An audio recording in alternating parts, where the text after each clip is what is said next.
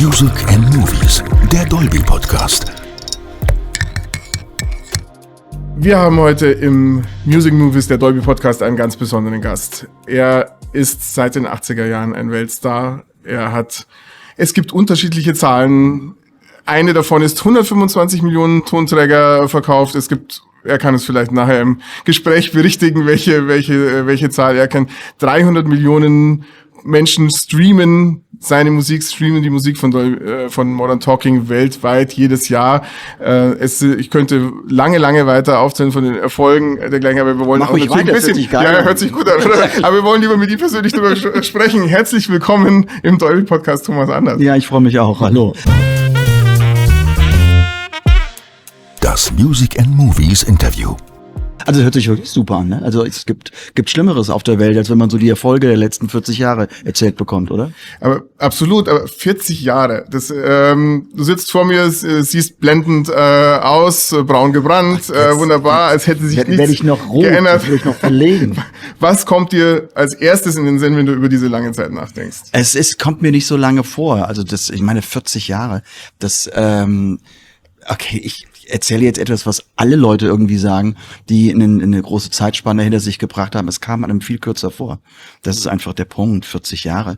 Und man hat so viel erlebt und man muss auch wirklich reflektieren, in sich gehen, wenn man einzelne Geschichten rauspickt. Weil ich kann ja die 40 Jahre nicht nochmal komplett durchgehen. Und es gab Höhen und Tiefen, die gehören dazu. Und es ist unglaublich mit diesen 40 Jahren, weil niemand am Anfang hätte daran geglaubt, als Yamaha Soul auf die veröffentlicht wurde, auf die Welt kam. Ich habe die Welt kam, genau. Als Yamaha Soul veröffentlicht wurde, dass diese Hype im Grunde 40 Jahre anhält und um die Gruppe. Also für mich ist es ein Traum und ich lebe sehr gerne in dieser Welt. Aber wenn du diesen Moment Yamaha Soul und diesen Weltumspann schon erwähnst, wie war der Moment, als ihr zum ersten Mal Nummer 1 wart? Als ihr realisiert habt, das ist jetzt nicht nur ein netter Hit, das ist was Besonderes. Also ich kann nur von mir sprechen, weil mein großer Wunsch, ich stand jetzt zum ersten Mal mit 6 Jahren auf der Bühne und habe alles, was an Fernsehen, Musiksendungen irgendwie gab, alles gesehen und ich wollte in die Musikbranche und ich wollte halt eben Sänger werden und ich habe mir gewünscht, einmal im Leben vielleicht in die Charts zu gehen. Und ich habe mir gewünscht, vielleicht, wenn ich ganz viel Glück habe, eine goldene. Das war so mein Hauptwunsch. Und der Traum ging ja schon in Erfüllung, als wir in die Charts gingen. Das war ja damals von 0 auf 38. Aber als es dann 1 war, das war einfach unbeschreiblich, weil auch im Umfeld niemand damit gerechnet hat. Es hat eigentlich überhaupt niemand damit gerechnet, dass wir in die Charts gehen. Das im Nachhinein, wenn ich zurückdenke, ist das unfassbar, was daraus geworden ist. Es ist aber nun so passiert und man schwebt da schon und man ist sehr happy. Aber weißt du diesen Moment noch, also wer hat dich angerufen, gab's irgendwie der eine Moment, als ihr zum ersten Mal Gut, das ist ja bei den Plattenfirmen ist das ja so. Das hat sich heute auch nicht geändert, das ist das gleiche wie vor 40 Jahren. Wenn du Nummer 1 wirst, dann rufen sie alle an und man hört im Hintergrund Party und Champagner und das ist alles geil. Wenn du es nicht schaffst, hatten sie gerade ein Meeting, konnten dir nicht Bescheid geben. Keine Ahnung, waren im Urlaub oder irgendwie sowas. Also da bewahrheit sich wirklich der Song von ABBA, The Winner Takes It All. Also man muss da schon Nummer 1 sein und dann freut man sich, aber es ist doch vollkommen klar, man realisiert das doch nicht. Also wenn man doch gesagt bekommt, du bist jetzt Nummer 1 in den Charts, sagst du, ja, okay, ich bin jetzt Nummer 1 in den Charts, ich bin Nummer 1 in den Charts, oh mein Gott, ich bin Nummer 1 in den Charts. Man erzählt es den Eltern, den Geschwistern, den Freunden und die sagen, oh, herzlichen Glückwunsch, Nummer 1 in den Charts. Ja, was aber diese Nummer 1 im Grunde bedeutete, das weiß man erst viel, viel später. Jetzt war das, bevor wir jetzt nicht nur von über 40 Jahre zurückliegend sprechen, sondern vor allem auch über heute, warum wir heute hier sind. Dann eine Frage dann doch noch dazu, weil es gibt ja viele Künstler, die sind an dem Punkt ja gescheitert. Also wir hatten erst letztens ein Event, in dem da ging es darum, dass Songs von Falco in Dolby Atmos gemischt wurden. der hat immer sein Leben lang damit zu kämpfen gehabt, dass er als erstes die große Nummer 1 hatte, sogar Nummer 1 in den USA war und danach nicht mehr damit zurechtkam, weil er wusste, das passiert vielleicht nicht nochmal. Wie hast du es geschafft? Wie habt ihr es geschafft? Du sitzt hier heute gesund, munter und naja, wir hatten einfach noch viel Nummer 1 danach. Das war die einfache. Das ist eine ganz einfache Erklärung. Also so muss man es Das hat's einfacher gemacht. Genau. Das hat's einfacher gemacht. Aber in der Tat hat damals der Chef von der Plattenfirma zu mir gesagt, habe ich schon öfter erwähnt, das ist deine einzige Nummer 1, genieß es. Okay. Ich habe es auch genossen, aber das war mir in dem Moment egal. Ich war Nummer 1. Haben nicht so viele Künstler auf der Welt. Und ja, wir hatten dann Promo und wir mussten sofort oder durften sofort ein neues Album oder ein Album machen, weil die Plattenfirma sagte, das muss jetzt im Grunde, die Leute wollen euch. Und dann wurde die Single You Can Win If You Want veröffentlicht und wurde Nummer 1. Und dann sagte der Chef, naja, das ist die zweite Nummer 1, das gibt's nicht nochmal. Also das genießt es und das war's dann. Gut, bei der dritten Nummer 1, Sherry Sherry Lady, habe ich es nicht mehr geglaubt, was er mir im Grunde so erzählen wollte. Ja, jeder Mensch geht anders mit Erfolg um und auch mit dem Druck des Erfolges. Und ich kann jetzt oder nicht in Falcos Kopf mich reindenken, warum er das nicht so richtig hingekriegt hat, weil vielleicht war auch sein Lebensstil, den er führte, doch ein viel extremerer als den ich führte, weil ich bin so ein bescheidener Landjunge, ich war ein bescheidener Landjunge, damals, der halt eben den Erfolg wirklich in ganz, ganz kleinen Dosen genossen hat. Lass uns über heute sprechen.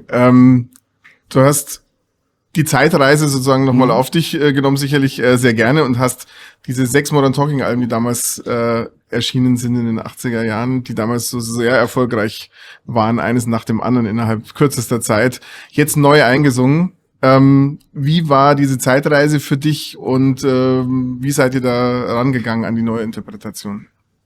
Naja, es war schon insoweit komisch, dass ich einige Songs überhaupt nicht mehr kannte.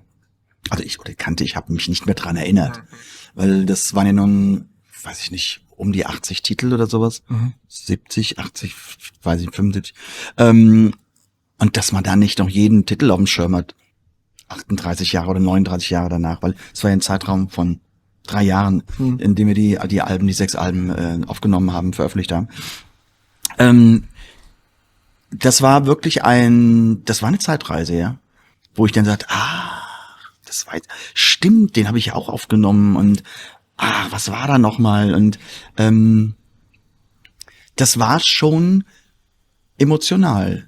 Also jetzt nicht, ich hatte jetzt keine Tränen in den Augen, aber natürlich fliegen einem ja so Bilder durch den Kopf, als man im Studio stand, und man hat dann diesen Song natürlich nicht nur mit diesem Song in Verbindung gebracht, sondern auch mit dem ganzen Album und was in der Zeit passiert ist, weil jedes Album deckt ja so eine gewisse Zeitspanne ab. Ja, und dann haben wir einfach gesagt, das ist einfach ein schönes Projekt und das ziehen wir jetzt auch voll durch, weil eigentlich hatten wir gar nicht vor, alle 6 Alben aufzunehmen, sondern nur das allererste Album und merkten aber, was das für eine spannende Zeitreise ist, und haben dann die 5 weiteren Alben auch noch aufgenommen. Gab es denn jetzt während dieser Neuaufnahme, gab es einzelne Songs, wo da hast du eine besondere Erinnerung damit verbunden, das hat doch mal irgendwie, weil es damit besondere Momente gab, sei es bei Fernsehauftritten, sei es... Na gut, es sind die Singles, aber die singe ich auch in jeder normalen Show. Also ja, bis heute auf der ganzen Welt. Ein Titel, den ich gar nicht mehr bewusst für mich im Kopf hatte, das war Locomotion Tango. Und da muss ich sagen, eigentlich finde ich heute den Titel so stark, dass er hätte eine Single sein müssen. Das war für mich etwas, was ich nicht verstehe, aber es war halt eben wahrscheinlich damals eine andere Produktphilosophie, weiß ich nicht.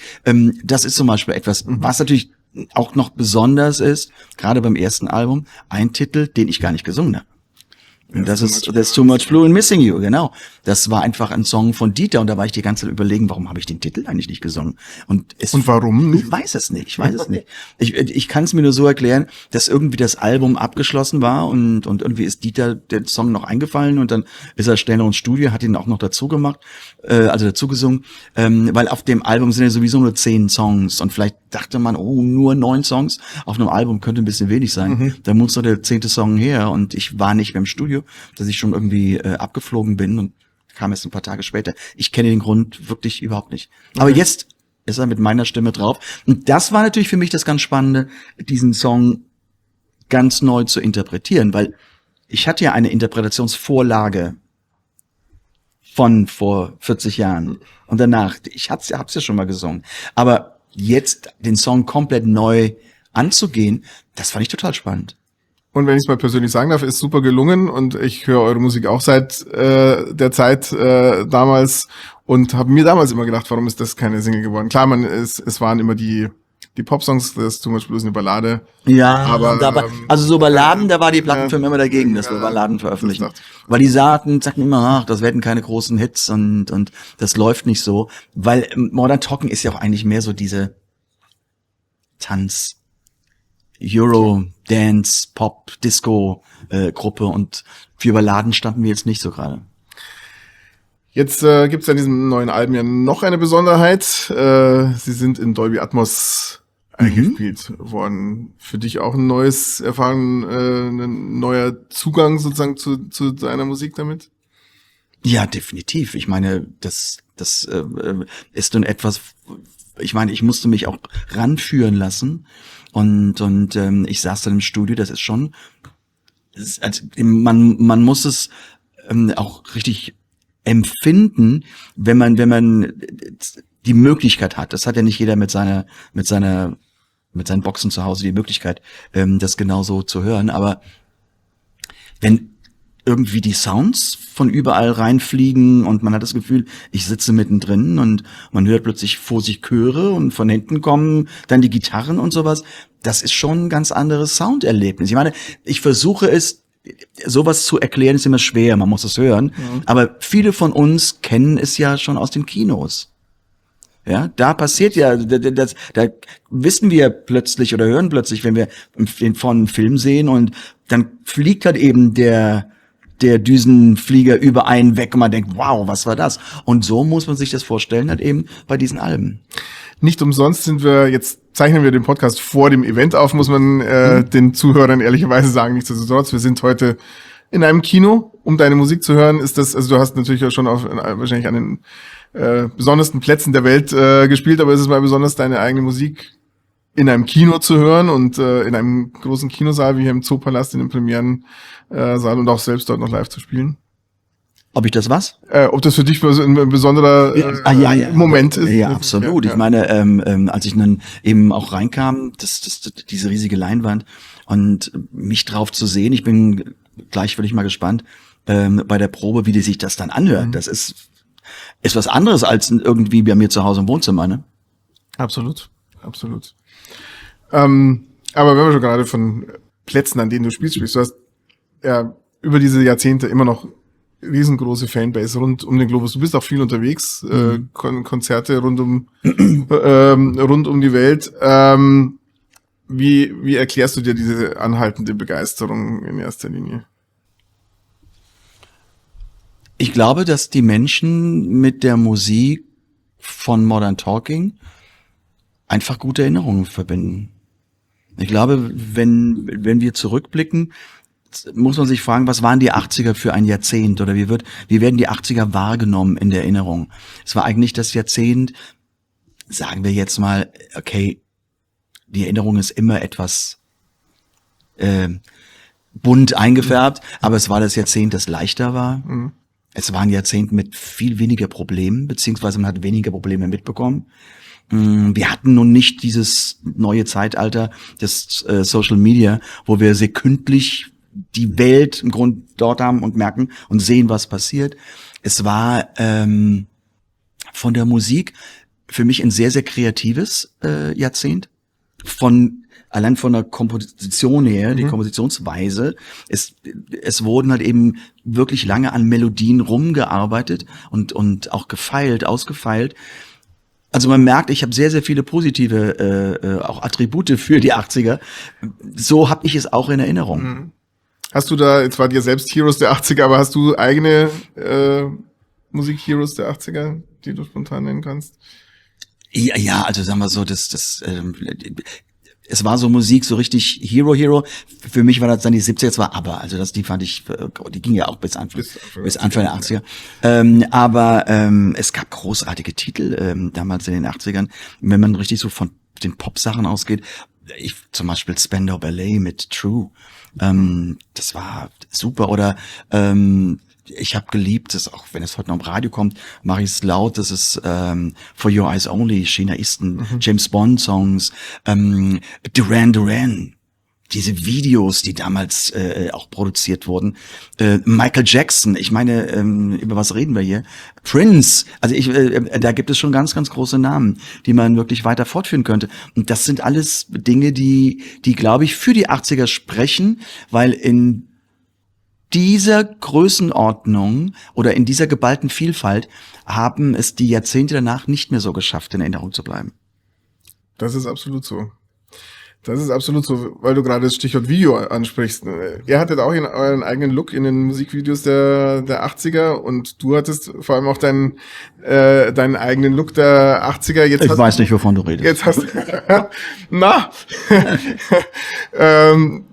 ich weiß es, weil du hast es ja nicht verborgen, auch bei den neuen Alben, sondern ihr habt jetzt die KI benutzt, um dein heutiges Ich und dein damaliges Ich zusammenzubringen. Wie war diese Zusammenkunft mit dem Thomas Anders von vor 14? Naja, sagen wir so, das ist für alle Außenstehenden, die gucken ganz verwundert und sagen, wow, was ist das eigentlich für ein tolles Match, dass man so etwas macht. Aber für mich ist es ja auf einer ganz anderen Ebene. Das ist ja, auf der einen Seite sieht es so aus, als stehe ich neben meinem Sohn, aber ich muss mir klar machen, ich bin's.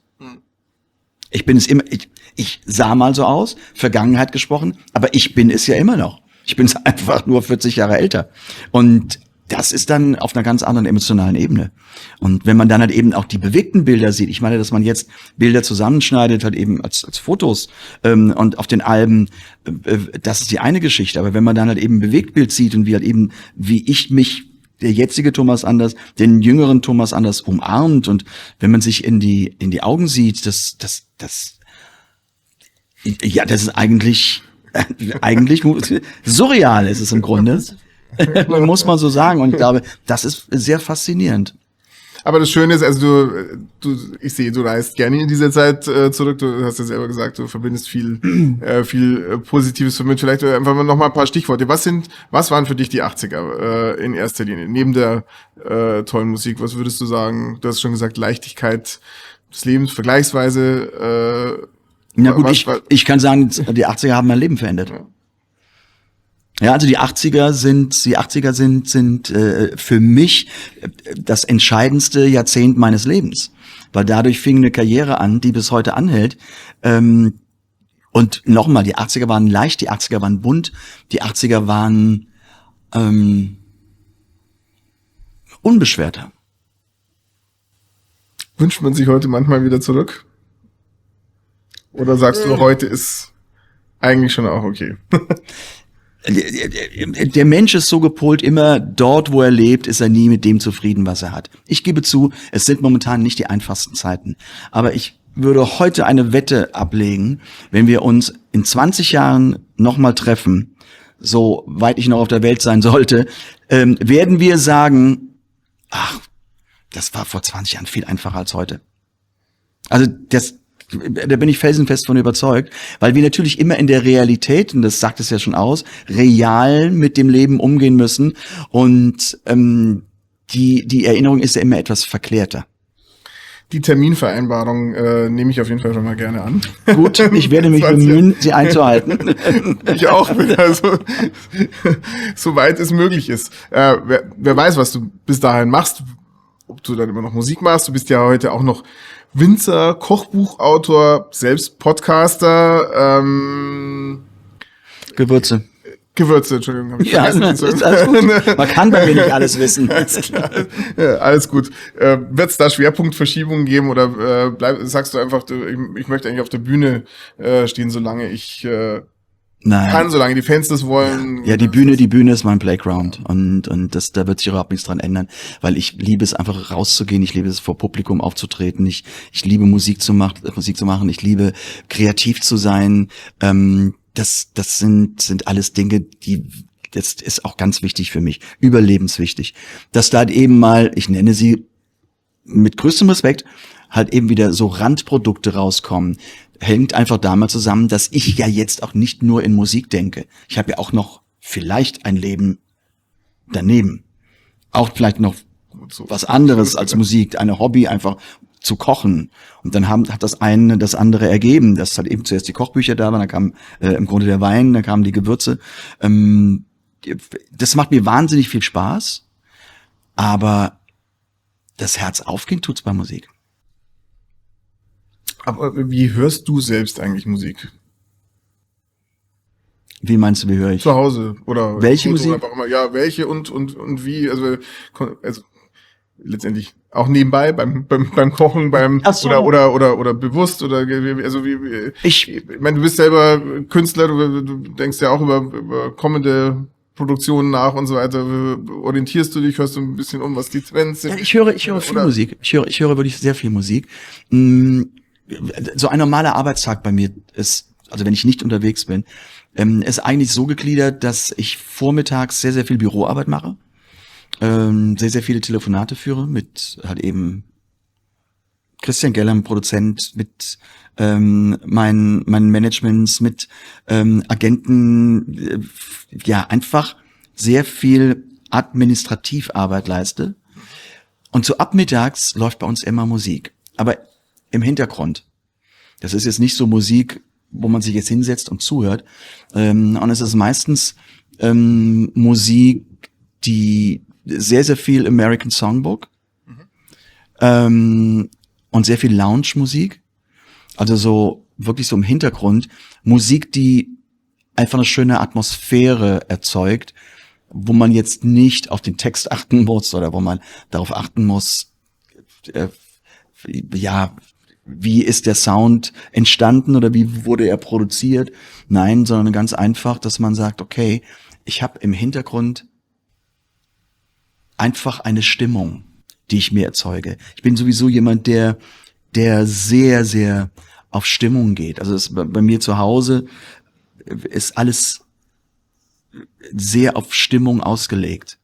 Das heißt, von Einrichtung über Musik, über die Lichtverhältnisse, über Düfte, die halt eben im Haus sind. Das ist so meine eigene Welt, wo ich meine Kraft draus schöpfe, weil ich bin so viel unterwegs und muss auch dadurch die Hektik auch ertragen. Und das ist einfach, ich nenne es einfach so, das ist so wie meine Bubble. Ich komme runter und habe meinen eigenen Kosmos gestaltet. Hört sich gut an. Es ist nicht für jeden was, aber ich habe einfach gemerkt, dass ich daraus meine Kraft ziehe. Und das hoffentlich noch für ganz, ganz lange Zeit. Mindestens mal 20. Mindestens mal die 20. Jetzt musst du ja durchhalten, jetzt haben wir eine Vereinbarung. Ja. Jetzt 40 Jahre Modern Talking, das Jubiläumsjahr beginnt gerade erst. Was dürfen wir uns denn da eigentlich neben 6 Alben noch erwarten? Naja, ich glaube, das ist schon ziemlich viel, diese 6 Alben. Aber die Fans können ja nicht genug kriegen. Also. Das ist richtig. Das ist wirklich so ein Ding von den Fans, was ich natürlich im Laufe meiner ganzen Karriere beobachtet habe. Du bringst ein neues Album raus und so 3 Wochen lang schreiben die Fans über das Album, was sie gut finden, was sie schlecht finden. Und dann kommen die ersten und sagen, wann kommt denn das nächste? Ich meine, als würde man irgendwie so die Songs so aus der Hüfte rausschießen. Das geht, weiß Gott nicht. Das ist die Erziehung der Streamingdienste, die ja, ein bisschen. Ja, aber die Erziehung der Streamingdienste ist aber auch, dass die Tendenz immer mehr in Singles geht und immer mehr von den Alben weg. Und wie gesagt, es kommen jetzt alle 8 Wochen kommt ein neues Album auf den Markt. Und ich habe natürlich Schon ein guter Rhythmus. Das ist ein guter Rhythmus, ja. Also es geht bis November. Und dann geht's halt eben mit einigen Shows jetzt im In- und Ausland weiter. Ich bin auch Ende März in Istanbul. Und von da geht's nach Vorderasien bis Anfang April mit mehreren Shows. Und dann arbeiten wir an einer Tour durch Deutschland. Genau in diesem Sinne 40 Jahre Modern Talking, Back to the 80s. Einfach lasst uns die Zeit genießen, lasst uns eine große Party machen und lasst einfach Spaß haben. Das hört sich nach viel Spaß an im nächsten Jahr für alle Fans, für uns und klingt nach einem super Schlusswort. Thomas Anders, ganz herzlichen Dank fürs Vorbeischauen. Vielen Dank. Podcast. Ich hoffe, es war nicht das letzte Mal. Und Ja. Vielleicht nicht erst in 20 Jahren. Ja, wir könnten ja mal noch eine Zwischenstation einschalten. Ne? Wäre ganz schön, wenn du zwischendurch mal hier bist in diesen Landen. Dann herzlich gerne. Viel Spaß, viel Erfolg mit 40 Jahre Modern Talking. Thomas Anders sings Modern Talking in den Alben. Dankeschön.